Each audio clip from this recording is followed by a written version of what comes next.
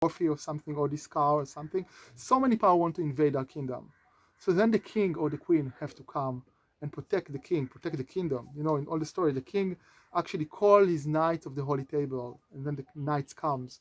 So they come to protect the kingdom. Actually, the king usually is sick without them, and that's deep thing. You can go into it. Why a lot of time the king is sick and he has to be saved by the knights, but that's another story basically. So the hero has to, the warrior has to evolve, so he protect the king, protect the kingdom, our authenticity, our autonomy. But even when you have this kingdom and it's full and blossoming, you have to know how to handle it well. What is the right way to live with the authenticity and freedom you got? So this is where the wizard is. The wizard is the power of us connected to higher knowledge, connect to the mystical thing, connect to the higher skills, connect to like a lawyer is a form of wizard, a doctor is a form of wizard, a permaculture person is a form of wizard. Uh, um, Everybody who has this connection to a higher knowledge is not accessible to most people, and know how to apply it uh, is a kind of a wizard element into it. So without the wizard, the king will not know really how to manage the kingdom, and he will be very easily fooled as well. So when the wizard is not there, we are naive. If the warrior is not there, we'll be, or actually if the warrior is on its shadow side, we can either turn into the sadist, a person who just admire force for force sake, and if somebody is weak, he will kind of put him down, like General Patton in the movie. There was a movie about Patton, and he go to this hospital and see all these patients that were in the battle, and there was a guy, you're not wounded, what happened? He had, how it's called, shell shock. He got trauma, it was post-traumatic. And at that time, they didn't even know what it is so much, but he just slapped the guy, say, send him back to the battlefield. He's not wounded. He couldn't respect that somebody, his mentality collapse. So this is when the hero is on the sadistic level. You like to show how strong you are and inflict pain on other. But there are some countries like Japan, for example, somebody failing an exam or make a mistake at work, he kill himself. It's very, very common. That's masochism. The same violence that was not utilized toward the other and were not charged as to overcome obstacles and defend the kingdom, it's not just defending the kingdom, it's also spraying the gift of the kingdom outside. The king, the knight also do it. It become like self-destruction. So the wizard is actually different. If you don't have the wizard, you become kind of a naive person and everybody can fool you, even though you can be very authentic. But if you have it in a wrong way, you become kind of detached manipulator. You can a guy who really like to show how smart he is every time and just to show that he can, manipulate and trick other people. And that's not very nice too. So, and the last one is the lover.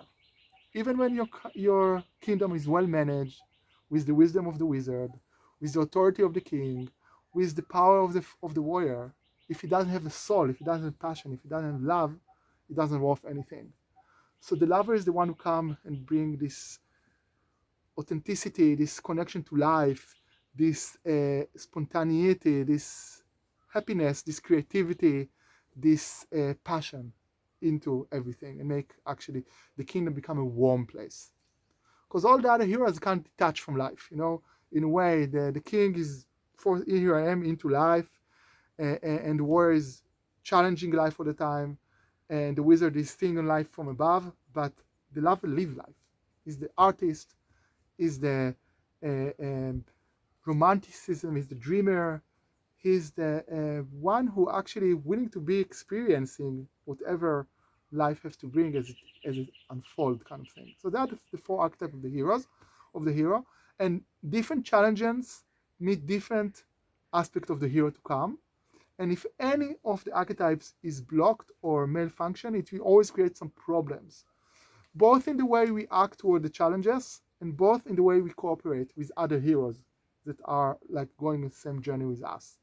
If I, for example, very blocked on my wizards and my warrior is very strong, just as an idea, so I think that every challenge has to be conquered by raw force, by determination, by, just do more. These people, in business, just work harder, kind of thing. But that's not a way to win. Like, even like, like the story like the Odyssey, they came all the way to Greece, to Troy, and they were facing the Trojan, and did everything, and all the kings said, just let's bring more soldiers. And then I don't know, Odysseus came and he said, no, let's build this Trojan horse, and they won in one day, in a way. So that was the wizard playing there, for example, right? So when each one of the archetypes is blocked, we will not be able to face some challenges, and we also will not respect somebody who brings this gift. If I'm just this warrior and somebody come and is an entrepreneur into the company, I hate him. He's not practical. He all come kind of with dreams and ideas, and we don't need it. We can do what we did till now, and it worked till now, so you can continue doing it. You just have to work harder. And this is how a lot of companies actually go bankrupt, for example, when things change, as an example. So it has a lot of application even in business and other places. So this is the idea. I will just say that after this, I will go very quickly.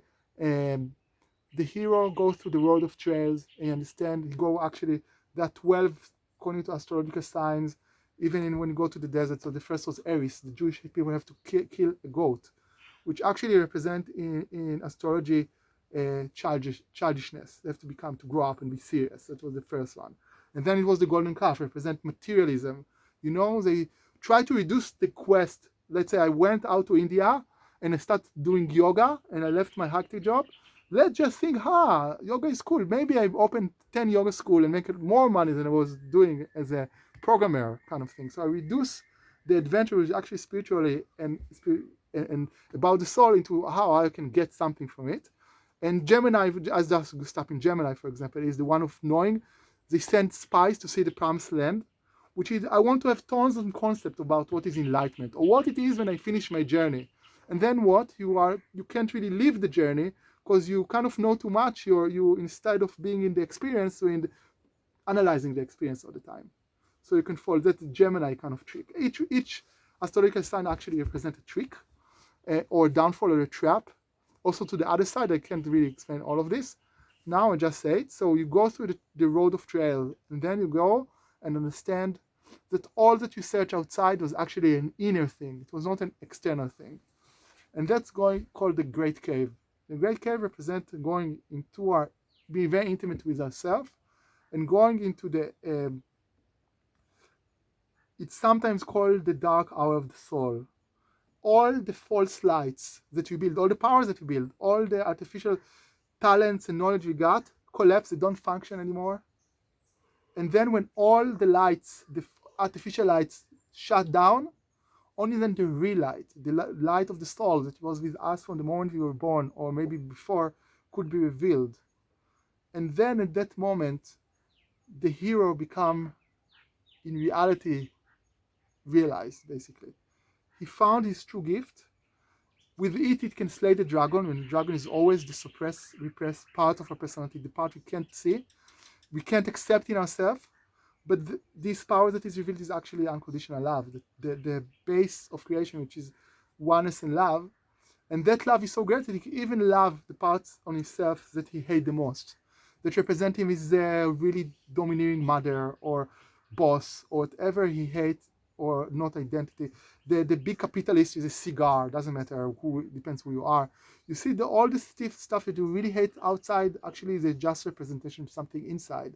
And your love at that moment is so great that you can embrace even that identities, and then you can actually heal them and transform them, and then you get the power from them. Because even in this capitalist with a cigar who during the world, if you take as an idea, there is a gift that once you cut, I'm not that, you lost his gift. For example, he's very good in organizing.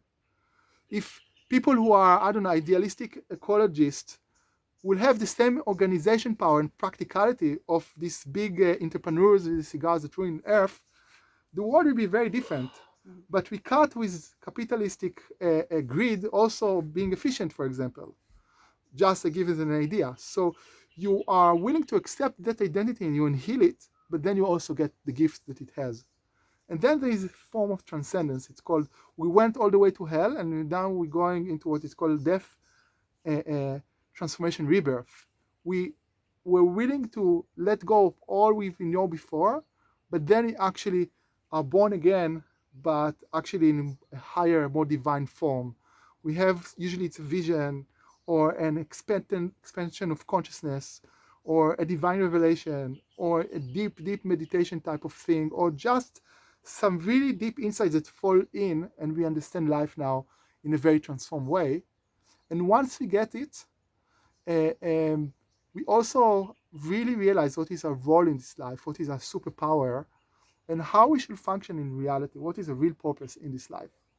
And then this is what you call the journey back. We start integrating this high, deep, transpersonal experience with more and more personality and the life you're going to have, and finally we're going into the routine again. We sometimes going just to where we came from, but now we have a gift. It doesn't mean that if I came from Tel Aviv, I'm going back to Tel Aviv, but I'm going back to the same kind of life I had before, at least temporarily. Now I'm bringing something new, something that I couldn't bring back to the world, and instead of being a victim of life, I become a hero of life. So that's more or less the whole hero journey. And then again, I mean, another routine that might grow again. They're like Maslow hierarchy of needs. Every level of this need is a whole hero journey. I can come to a new, and there are 7 actually steps, not 5 like people think. But it's kind of a spiral. So it's kind of never ending almost. But each time you go, all your frequency become much higher. Basically, you become much happier and much more fulfilled in many ways. Did you say 7? 7 in Maslow hierarchy of needs. Because usually you know 5, but Maslow in its last 30 years, it took him to develop this model 5 years, and then 30 years he developed the last 2 steps, but because they are much more mystical and spiritual, in normal sociology and psychology don't teach them, basically. So that's kind of about that. So this is more or less, and we're going to do it now in a practical way.